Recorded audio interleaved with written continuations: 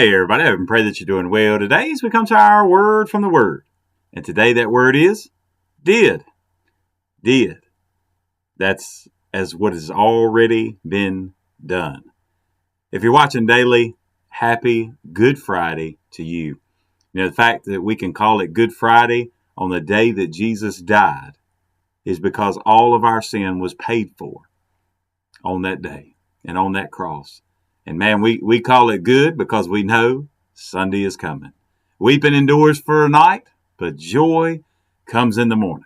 Man, look forward to celebrating the resurrection every day, but especially this Easter Sunday. And we'd love to have you come join us, be a part, have a sunrise service at 6:30 a.m., and then we have our Sunday school at 9:30, worship at 10:30. We'd love to have you join us this Easter and any Sunday for that matter. Getting into our passage today with that word did, we are in Deuteronomy chapter 7. You see a lot of things that we have heard and we've talked about before about, hey, man, when you go into the land, you need to get rid of everybody. And I'm going to give you these nations. I'm going to hand them over to you. And the thing is, remember what they were supposed to do, right? Not just drive them out, not make any treaty with them, destroy them all, utterly destroy them. And then even on top of that, utterly destroy all of the false gods and altars that they had built up.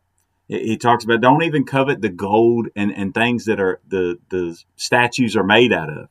Destroy them. Don't keep them. Destroy all of it because they are aberrant in the sight of God.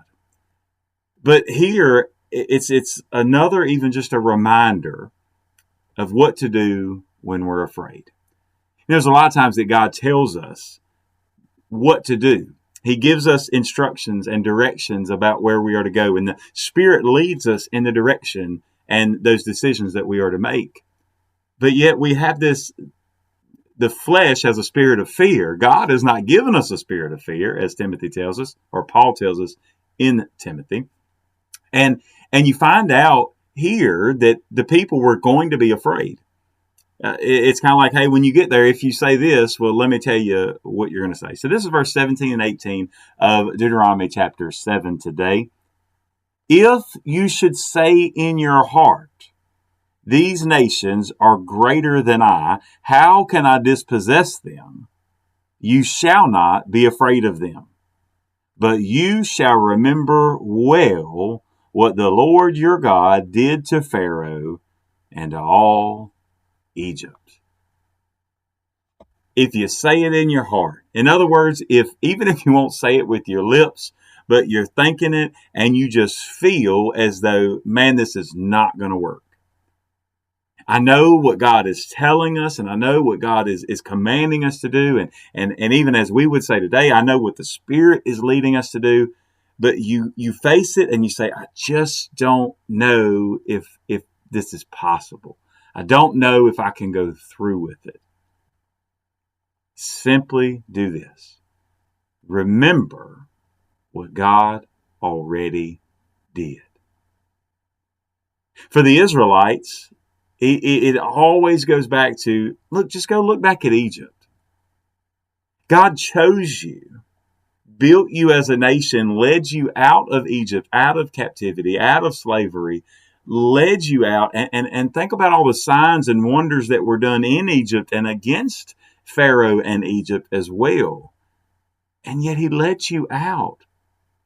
And he protected you from all the things that were going on there. Remember the plagues, most of the plagues didn't affect the Israelites. There were things that they could have affected them, but there are others that didn't affect them at all.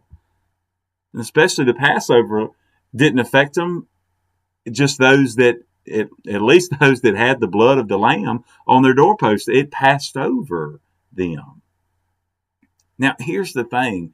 How many times do we suffer and how many times do we struggle in our walk with the Lord, and we struggle to put the next step of faith in place? And it is simply because we have not taken the time to remember what God already did. Today, we were talking about it's Good Friday.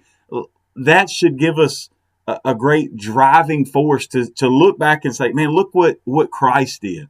God loved us so much he sent his son to die for us. And Jesus loved us so much that he suffered and bled and died on the cross in our place.